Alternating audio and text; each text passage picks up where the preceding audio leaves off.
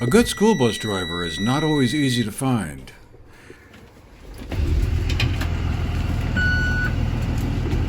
The hours are a little unusual, 6 to 8 in the morning, then back for a couple of hours in the afternoon. You'll need a commercial driver's license, and it helps if you enjoy hanging out with the kids.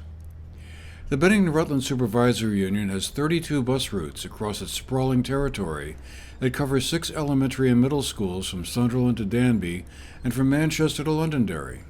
And all have regular drivers, for now. But finding the right people, who can manage the hours and are responsible, safe drivers, is not an automatic thing. Derek Chalmers, the Supervisory Union's Director of Transportation, is also one of the backup bus drivers, and he described the view from the driver's seat for us. How hard is it to find bus drivers these days? Is it still as difficult as it was a year or two ago? Yes, it is. And why do you think that's so? I think a lot of it is it's a split shift. You got to run in the morning, run in the afternoon. It's not a full-time year-round job. It's a part-time school year position. So someone would work like what, from 6 to 9 in the morning? 6 to 8, and then most runs, not all the runs. My big bus drivers work about 6 to 8, and then they come back in at 2 to 4. So about 4 hours a day. So if someone has another job, they have to fit it in around those hours, I guess. Yeah. So what are some of the requirements you have for your drivers? They have to have a commercial driver's license, Correct, a Class B with a school bus and passenger endorsement. And how complicated is it to get a commercial driver's license if you don't already have one? Is it long, several months of work or whatever? What's involved with it? Yeah, it takes on average 3 months to get it, depending on how you do with your test taking. As long as you study, it's usually about 3 months. So does the testing involve just doing a lot of driving around of school buses or trucks, and an instructor grades you on how well you're doing, or how does that all work? Yeah, you need a certain number of hours behind the wheel and a certain number of hours in the classroom, what we call classroom time. I have a bus driver in-house that does that. We do our own training here, put you through it, and there's some fees, and we cover the fees too. After you get your license, we reimburse you, just to try to get drivers. So there's written test, classroom work, and actual behind the wheel time. Yep. Okay.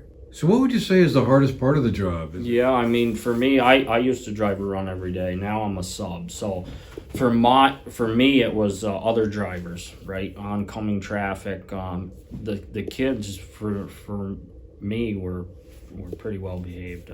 But you're trying to manage the kids, the traffic. People don't really follow the rules. The red lights to some people don't mean anything. So that was the major thing I saw on the road. One of the BRSU's bus drivers is Sue Miller, who handles a route in Dorset. She enjoys the job, she said, a lot. I had a friend that used to live in Middletown Springs, and he still drives school bus, and he told me I'd be good at it, so I figured I'd try it, and I like it, and I love it, and I love the kids. Was it hard getting through the CDL, or is that not a big deal? No, not at all. I drive big rigs anyway, so that wasn't a problem for me. And I also worked on my own vehicles, so I knew the operation of the large vehicle. It was just a matter of learning on how to use the systems on the bus, and that wasn't a problem. When people ask me what I do, I tell them that I haul precious cargo to and from safely. My job is to make sure that they get to and from safely. The frustration for me is when I am stopping and I'm putting my yellow lights on, warning other drivers that I am going to be stopping very soon, and they speed up. That is the worst part of the job, because that is just a horror show to me. I'm sorry, I shouldn't have said that, but it is. It's scary, because I cannot release those children off the bus until I know perfectly well all traffic is stopped and they can cross safely. When they are on the bus, they are my children. They are my children, and they're my responsibility. So what's the most fun part of it? Hanging out with the kids? Yes, it is. And you know what? I am a grandmother and I love kids and I've always have. I like when they start at the beginning of the school year and they're little and they're new. And then as the year progresses, even over vacation, they grow. They change, and they grow up until they're finally going up to high school. And a couple of years later, you'll be in the store and they're a cashier or they're working for their dad or something like that. But to know that you were there to see that progression of them grow. We continued the conversation with Sue on board her school bus. So the kids don't scream and yell a lot or whatever, or I guess they're all plugged into their headphones and cell phones and stuff. Some days, if it's a half day, it's really difficult because they didn't get to burn off that afternoon energy and they're a little louder. Or if some special thing went on at school, they're loud.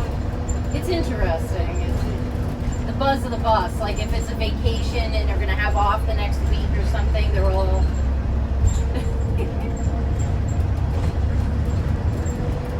Do you often have a full bus? Anywhere between 36 and 41 maybe, depending on if there's kids that need to be transferred over to the rec park for soccer or for softball. They'll hitch a ride with me because when I leave Dorset, I go to MEMS to drop some kids off to catch the Sunderland bus. So they'll ride also.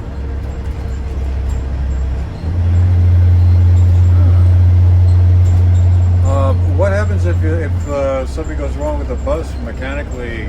You have to call. I guess you have a setup where you can call and get the tow truck or whatever. Or has that ever happened? To me personally, no. No, but there is protocols for it, just like we do fire drills twice a year. We do it in the fall and in the spring. If there was something mechanically wrong with the bus, I would have to pull over to a safe spot if possible. Call on my radio that I have here to the office and let them know what's going on and if there's children on the bus or not.